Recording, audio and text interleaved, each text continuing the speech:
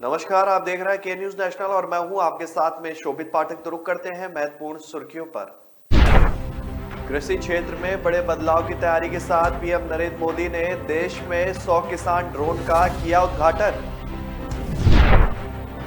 केंद्रीय मंत्री अनुराग ठाकुर ने कहा कि अखिलेश यादव की सोच मुंह में राम बगल में आतंकवादी वाली है। यूक्रेन को लेकर रूस का रुख दुनिया के लिए अभी भी अस्पष्ट है। रूस कब, कैसे और कौन सी चाल चलेगा, यह सिर्फ उनके राष्ट्रपति व्लादिमीर पुतिन को ही पता है। सीएम अरविंद केजरीवाल ने आज यानी कि शनिवार को दिल्ली के सरकारी स्कूलों में 12,000 से अधिक नए स्मार्ट क्लासरूम का उद्घाटन किया। अफगानिस्तान में तालिबान राज के दौरान मुसीबतों का सामना कर रहे हिंद सिख समुदाय के लोग शनिवार को प्रधानमंत्री नरेंद्र मोदी से मिलने पहुंचे। कृषि क्षेत्र में बड़े बदलाव की तैयारियों के साथ पीएम नरेंद्र मोदी ने 100 किसान ड्रोन का उद्घाटन किया। ये देश के विभिन्न शहरों व कस्बों के खेतों में उड़े। ड्रोन से खेतों में दवा का छिड़काव करने के काम आएंगे और किसानों की मदद करने के उद्देश्य से एक विशेष अभियान के तहत प्रधानमंत्री मोदी ने वीडियो कॉन्फ्रेंसिंग के माध्यम से कल इन ड्रोनों का उद्घाटन किया। इस मौके पर पीएम ने कहा कि पहले ड्रोन के नाम से लगता था कि यह सेना से जुड़ी कोई व्यवस्था है या दुश्मनों से मुकाबला करने के उपयोग में काम आने वाली चीजें हैं, लेकिन अब यह 21वीं सदी की आधुनिक कृषि व्यवस्था की दिशा में एक नया अध्याय है। पीएम ने कहा कि मुझे विश्वास है कि यह शुरुआत न केवल ड्रोन सेक्टर के विकास में मील का पत्थर साबित होगी, बल्कि इसमें संभावनाओं का अनंत आसमान भी खुलेगा। पीएम ने कहा कि गरुड़ एयर स्पेस ने अगले 2 सालों में 1 lakh made in India drone बनाने का लक्ष्य रखा है। इससे रोजगार के लिए भी नए अवसर पैदा होंगे और युवाओं के लिए भी अवसर बनेंगे। वित्त मंत्री निर्मला सीतारमण ने बजट 2022-23 में कृषि और कृषि क्षेत्र के लिए एक बड़ा ऐलान किया था। सीतारमण ने कहा था कि वित्त वर्ष 2022-23 का बजट देश भर में किसानों को डिजिटल और उच्च तकनीकी सेवाओं के वितरण के लिए किसान ड्रोन, रासायनिक उर्वरक मुक्त प्राकृतिक खेती, सार्वजनिक निजी भागीदारी को बढ़ावा देगा। उन्होंने कहा कि फसल मूल्यांकन, भूमि अभिलेखों के डिजिटलीकरण और कीटनाशकों और पोषक तत्वों के छिड़काव के लिए किसान ड्रोन को बढ़ावा दिया जाएगा। केंद्रीय मंत्री अनुराग ठाकुर ने कहा है कि अखिलेश यादव की सोच मुंह में राम बगल में आतंकवादी वाली है। भारत की ये पहली पार्टी है जिसने 2012 में अपने घोषणा पत्र में कहा था कि अगर उनकी सरकार आती है तो वह मुस्लिम युवाओं पर लगे आतंकवाद के आरोपों को हटा देंगे और उन्हें रिहा कर देंगे। सरकार बनने के बाद इन्होंने अयोध्या, काशी में आतंकी हमला करने वाले आतंकवादियों के ऊपर से सारे मुकदमे वापस ले लिए थे। इसके अलावा लखनऊ, रामपुर समेत अन्य जिलों में हुए आतंकी हमलों के आरोपियों को भी इन्होंने बचाया था। ये समाजवादी नहीं, समाज विरोधी है। केंद्रीय मंत्री ने कहा कि आतंकवादियों को, उनके परिवारों को संरक्षण देने का काम सपा करती है। सपा ने आजमगढ़ में आतंकवाद को बढ़ावा दिया है। 2012 के उत्तर प्रदेश के चुनाव से पहले सपा के घोषणा पत्र में सीधे सीधे लिखा था कि मुस्लिम युवाओं के खिलाफ आतंकवाद के जो मामले हैं उन्हें वापस लिया जाए और जिन पुलिसकर्मियों ने उनके खिलाफ जो है चार्जेस लगाए हैं उनके खिलाफ कार्रवाई की जाए। केंद्रीय मंत्री अनुराग ठाकुर ने अहमदाबाद सीरियल बम विस्फोट मामले में सपा पर हमला बोला। उन्होंने कहा कि 2008 के अहमदाबाद सीरियल बम विस्फोट के तार सीधे उत्तर प्रदेश में समाजवादी पार्टी के नेताओं के साथ जुड़े थे। कोर्ट का फैसला आने के बाद भी समाजवादी पार्टी के नेता चुप है। ये चुप्पी एक बार फिर आतंकियों के संरक्षण की तरफ उंगली उठाती है। यूक्रेन को लेकर रूस का रुख दुनिया के लिए अभी भी अस्पष्ट है। रूस कब, कैसे और कौन सी चाल चलेगा, यह सिर्फ राष्ट्रपति व्लादिमीर पुतिन को ही पता है। दरअसल हाल ही में रूस ने एक वीडियो जारी कर कहा था कि क्रीमिया से वह अपने सैन्य अभ्यास को समाप्त कर रहा है। उसने यूक्रेन सीमा से सैनिकों की वापसी की वीडियो भी जारी की थी, लेकिन अब अमेरिकी रक्षा अधिकारी ने खुलासा कर सभी को चौंका दिया है। एक अमेरिकी रक्षा अधिकारी ने कहा कि यूक्रेन की सीमा पर अभी भी 40% रूसी सैनिक हमले की स्थिति में तैनात है। नाम ना छापने की शर्त पे अमेरिकी रक्षा अधिकारी ने बताया कि पिछले 48 घंटे में यूक्रेन की सीमा पर सामरिक सैन्य जमावड़ा किया गया है। रक्षा अधिकारियों के मुताबिक रूस ने यूक्रेन की सीमा पर 125 बटालियन सामरिक समूहों का जमावड़ा किया है। यह सभी बटालियन हमले की पोजीशन में तैनात है। उन्होंने बताया कि सामान्य समय में यह जमावड़ा 60 बटालियन का होता है, लेकिन फरवरी की शुरुआत में यह 80 बटालियन हो गया। वहीं पिछले 48 घंटे में से 125 कर दिया गया है। इस तनातनी के बीच अमेरिकी रक्षा मंत्री लॉयड ऑस्टिन ने कहा है कि रूस कभी भी यूक्रेन पर हमला कर सकता है। उन्होंने कहा कि हमले के लिए रूस किसी भी क्षेत्र में किसी घटना के जरिए यूक्रेन को उकसा सकता है। उन्होंने कहा कि व्लादिमीर पुतिन के पास कई विकल्प मौजूद हैं और वह बहुत जल्द हमला कर सकते हैं। सीएम अरविंद केजरीवाल ने आज यानी कि शनिवार को दिल्ली के सरकारी स्कूलों में 12,000 से अधिक नए क्लासरूम जो है स्मार्ट का उद्घाटन किया है, जिसमें बात दिल्ली के करीब 240 सरकारी स्कूलों में 12,430 नए स्मार्ट क्लासरूम जुड़ गए हैं। इस दौरान सीएम केजरीवाल ने बताया है कि 3,70,000 बच्चे प्राइवेट स्कूलों से सरकारी स्कूल में आए हैं। 3 साल पहले जिस सपने की नींव रखी गई थी वो आज पूरा हुआ है। सीएम केजरीवाल ने कहा है कि हम सिर्फ नारियल नहीं फोड़ते, उस काम को समय से पहले पूरा कर देते हैं। अगर हम 50 कमरों का औसत लेकर भी चले तो आज 250 स्कूल बनकर तैयार हो रहे हैं। आज हमारे स्कूलों में महंगे महंगे स्मार्ट बोर्ड हैं। दिल्ली सरकार ने 7 सालों में 20,000 क्लासरूम बनवाए हैं और अगर हम सारे देश की राज्य सरकारों को भी मिला दें तो 7 साल में भी पूरे देश में इतने क्लासरूम नहीं बनाए गए। वहीं केजरीवाल ने कहा है कि अगर देश की कोई भी सरकार अपने अपने राज्य के अंदर दिल्ली जैसी शिक्षा व्यवस्था करना चाहती है तो हम उन्हें थोड़े दिन के लिए मनीष सिसोदिया को लोन पर दे देंगे। हम सभी राज्य सरकारों की मदद के लिए तैयार हैं। अगर इससे उन्हें वोट मिलते हैं तो मिले, लेकिन हम उनकी मदद जरूर करेंगे। पिछले कई दिनों से बड़े बड़े नेता बोल रहे हैं कि केजरीवाल आतंकवादी है। मुझे हंसी आई। मैं आज उनको बोलना चाह रहा हूं कि आज ये आतंकवादी 12,000 क्लासरूम बना रहा है। आज ये आतंकवादी बाबा साहब के सपने पूरा कर रहा है। अफगानिस्तान में तालिबान राज के दौरान मुसीबतों का सामना कर रहे हिंदू सिख समुदाय के लोग शनिवार को पीएम नरेंद्र मोदी से मिलने पहुंचे। यहां इन लोगों ने पीएम को अफगानी साफा पहनाया और उन्हें भेंट भी दी। बताया गया है कि पीएम ने इस दौरान अफगान मूल के भारतीय बांसरी लाल से भी मुलाकात की है और पिछले साल अफगानिस्तान में ही किडनैप उन्हें कर लिया गया था। समझौते के बाद उन्हें छोड़ा गया था। अफगानी साफा के अलावा सिख समुदाय के लोगों ने भी प्रधानमंत्री मोदी को तलवार भेंट की। इस मुलाकात में पीएम मोदी को सिख समुदाय से जुड़ी धार्मिक चीजें भी भेंट की गई, जिन्हें प्रधानमंत्री ने सहजता से स्वीकार किया। ब्रेक पर जाने से पहले रुक करते हैं अब तक की सुर्खियों पर। कृषि क्षेत्र में बड़े बदलाव की तैयारी के साथ पीएम नरेंद्र मोदी ने देश में 100 किसान ड्रोन का किया उद्घाटन। केंद्रीय मंत्री अनुराग ठाकुर ने कहा कि अखिलेश यादव की सोच मुंह में राम बगल में आतंकवादी वाली है। यूक्रेन को लेकर रूस का रुख दुनिया के लिए अभी भी अस्पष्ट है। रूस कब, कैसे और कौन सी चाल चलेगा यह सिर्फ उनके राष्ट्रपति व्लादिमीर पुतिन को ही पता है। सीएम अरविंद केजरीवाल ने आज यानी कि शनिवार को दिल्ली के सरकारी स्कूलों में 12,000 से अधिक नए स्मार्ट क्लासरूम का उद्घाटन किया। अफगानिस्तान में तालिबान राज के दौरान मुसीबतों का सामना कर रहे हिंद सिख समुदाय के लोग शनिवार को प्रधानमंत्री नरेंद्र मोदी से मिलने पहुंचे।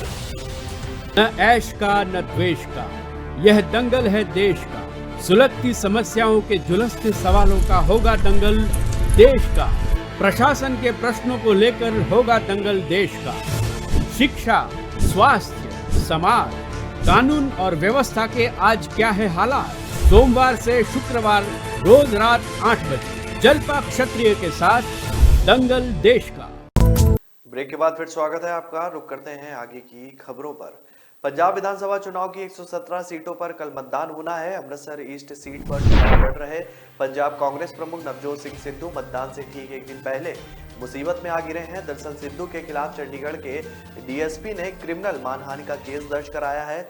जानकारी के मुताबिक चंडीगढ़ के डीएसपी दिलशेर सिंह चंदेल ने सिद्धू के खिलाफ मुख्य न्यायिक मजिस्ट्रेट की अदालत में क्रिमिनल मानहानि याचिका दायर की है। डीएसपी ने कहा है कि साल 2021 में एक रैली के दौरान पुलिस के खिलाफ अपनी टिप्पणियों के लिए बिना शर्त माफी मांगने में सिद्धू विफल रहे। साल 2021 दिसंबर के महीने में पंजाब के पूर्व मंत्री अश्वनी सेखड़ी की रैली में पहुंचे सिद्धू ने पंजाब पुलिस का जमकर मजाक उड़ाया था।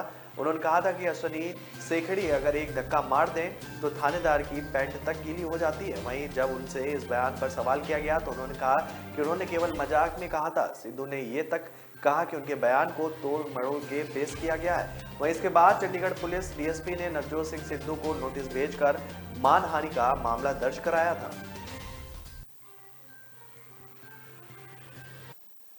रूस और यूक्रेन के बीच बढ़ रहे तनाव को लेकर व्हाइट हाउस ने हाल ही में हुए यूक्रेन के रक्षा मंत्रालय और प्रमुख बैंकों पर साइबर हमले के लिए रूस को जिम्मेदार ठहराया है। और यूक्रेन को लेकर रूस और अमेरिका में बात इस हद तक बढ़ चुकी है कि नौबत परमाणु युद्ध तक पहुंच गई है। अमेरिका ने परमाणु हमला करने में सक्षम B-52 बॉम्बर्स जेट को यूरोप में तैनात कर दिया है। अपने सबसे आधुनिक स्टेल्थ फाइटर जेट F-35 को भी भेज दिया गया। वहीं दूसरी तरफ रूस कल राष्ट्रपति व्लादिमीर पुतिन की मौजूदगी में अब तक की सबसे बड़ी न्यूक्लियर मिसाइल ड्रिल करने जा रहा है। इन खुलासों से रूस और यूक्रेन के बीच पहले से चल रहा तनाव और बढ़ गया है। साइबर अधिकारियों ने बताया कि इस सप्ताह हुए हमले का असर सीमित था, क्योंकि यूक्रेनी अधिकारियों ने जल्द ही स्थिति पर काबू पाते हुए नेटवर्क व्यवस्था बहाल कर ली थी। लेकिन इस बात की आशंका है कि वे अधिक विनाशकारी हमलों की तैयारी कर रहे हैं। अमेरिका ने इन हमलों के लिए रूस को जिम्मेदार ठहराया है। अमेरिका के राष्ट्रपति जो बाइडेन ने शुक्रवार को कहा कि उन्हें यकीन है कि रूस के राष्ट्रपति व्लादिमीर पुतिन आने वाले वक्त में यूक्रेन पर हमला करेंगे। बाइडेन ने कहा है कि उनके पास यह मानने के कारण है कि आने वाले दिनों में ऐसा होगा, राजधानी कीव पर हमले होंगे। और इससे पहले अमेरिका लगातार यह कह रहा था कि उसे पुख्ता तौर पर यह नहीं पता है कि पुतिन ने बड़े पैमाने पर आक्रमण करने का अंतिम निर्णय ले लिया है।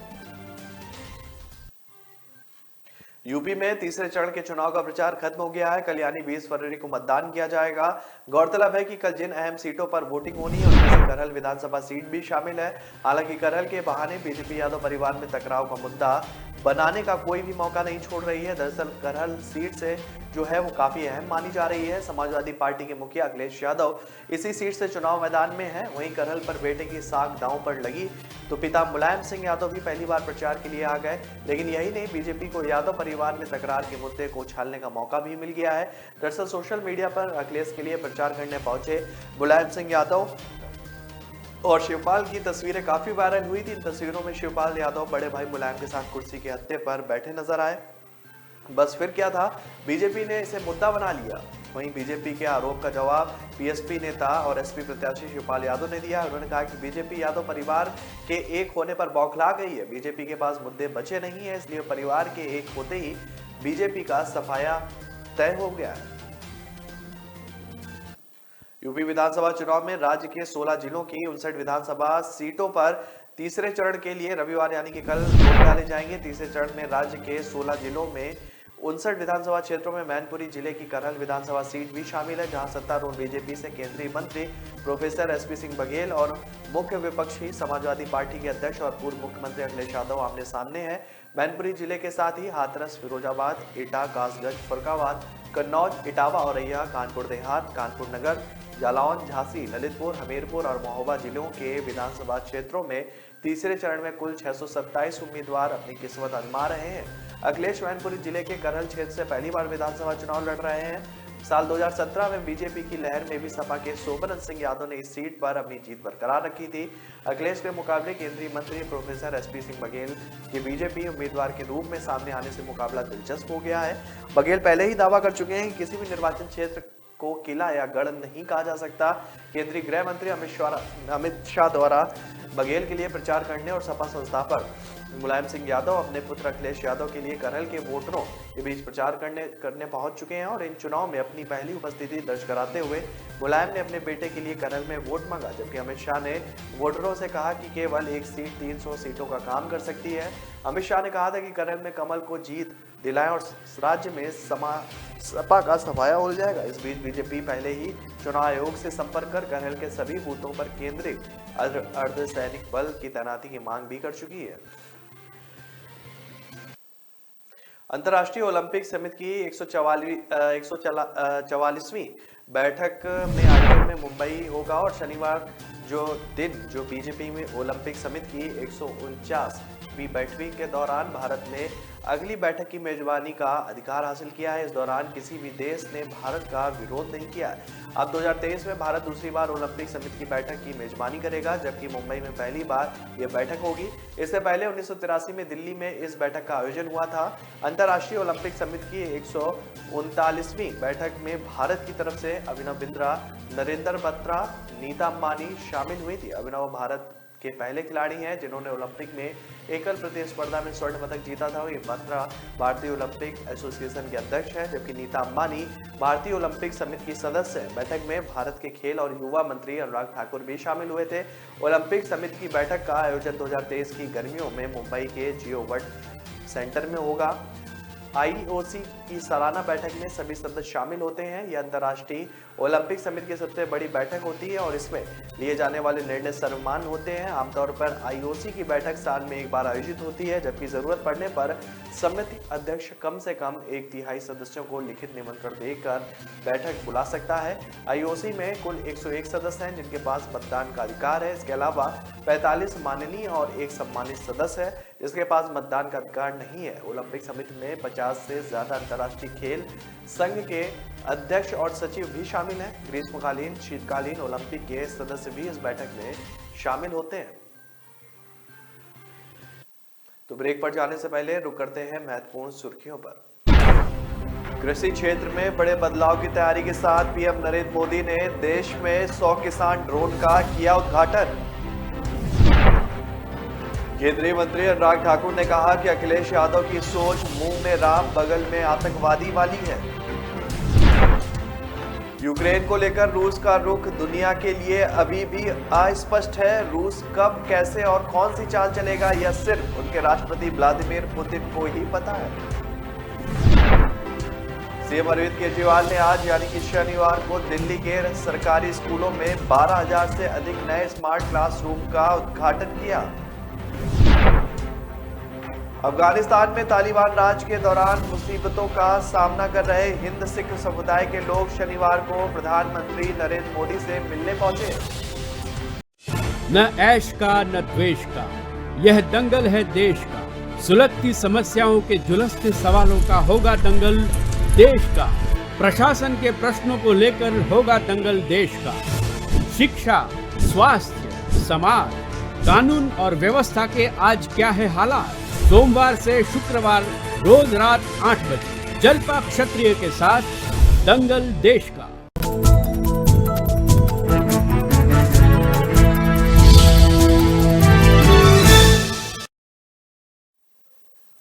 ब्रेक के बाद फिर स्वागत है आपका। रुक करते हैं आगे की खबरों पर।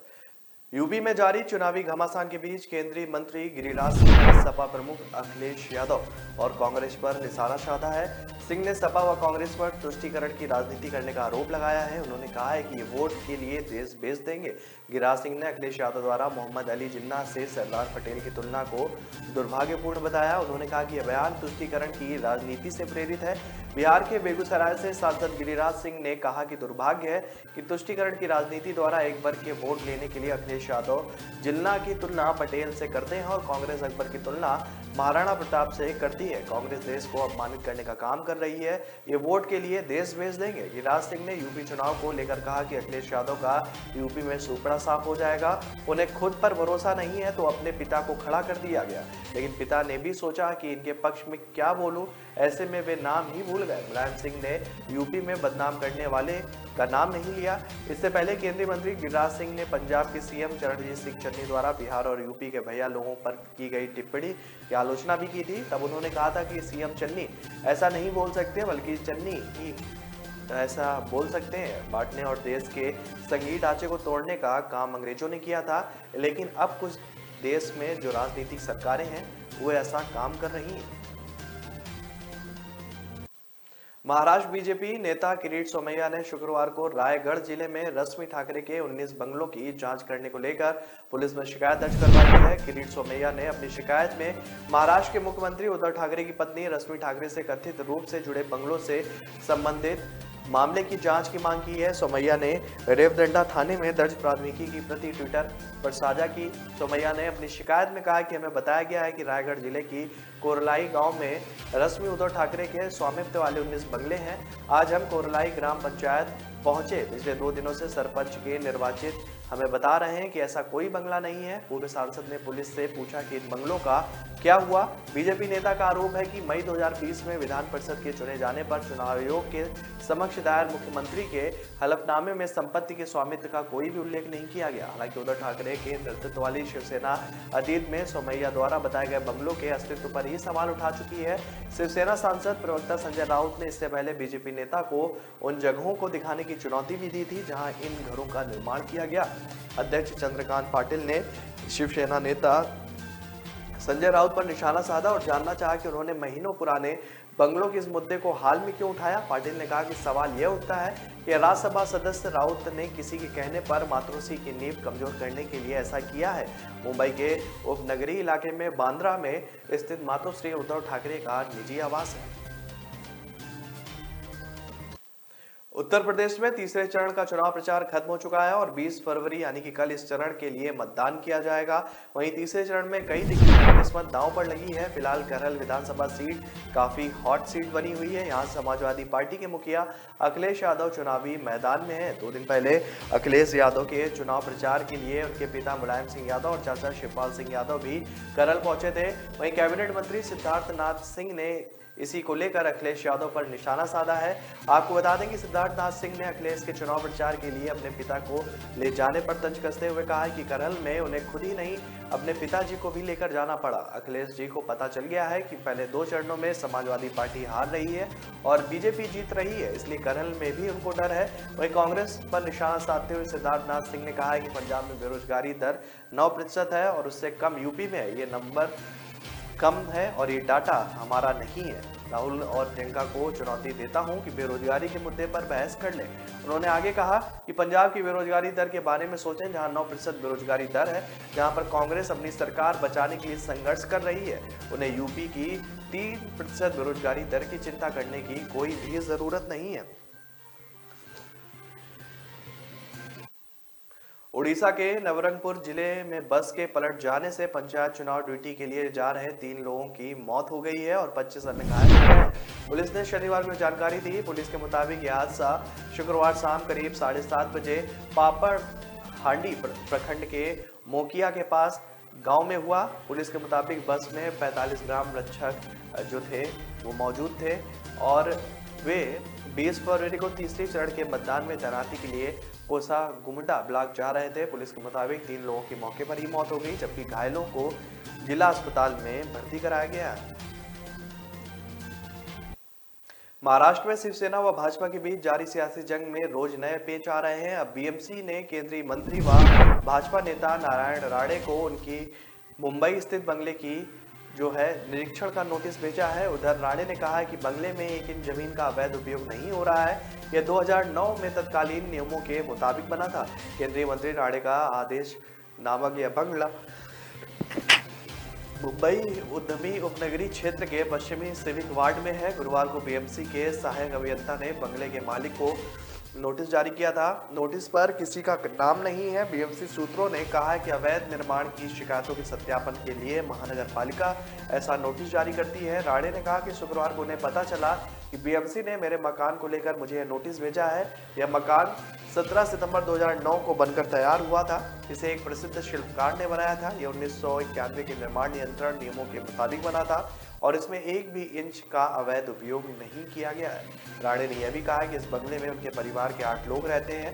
वहां कोई व्यावसायिक गतिविधि नहीं होती है, लेकिन शिवसेना ने बीएमसी से शिकायत की क्योंकि मुंबई महानगर पालिका उनके हाथ में है। नोटिस में कहा गया कि बीएमसी के सहायकों या कर्मियों के साथ 18 फरवरी को उसके बाद किसी दिन जुहू के सिटीजन 1997 और 1997 पर स्थित आदिश बंगला परिसर पहुंचेंगे और इसकी जांच कराएंगे। तो फिलहाल इस बुलेटिन में मेरे साथ इतना ही। आगे की खबरों के लिए बने रहिए के न्यूज नेशनल के साथ। तब तक के लिए नमस्कार। कृषि क्षेत्र में बड़े बदलाव की तैयारी के साथ पीएम नरेंद्र मोदी ने देश में 100 किसान ड्रोन का किया उद्घाटन। केंद्रीय मंत्री अनुराग ठाकुर ने कहा कि अखिलेश यादव की सोच मुंह में राम बगल में आतंकवादी वाली है।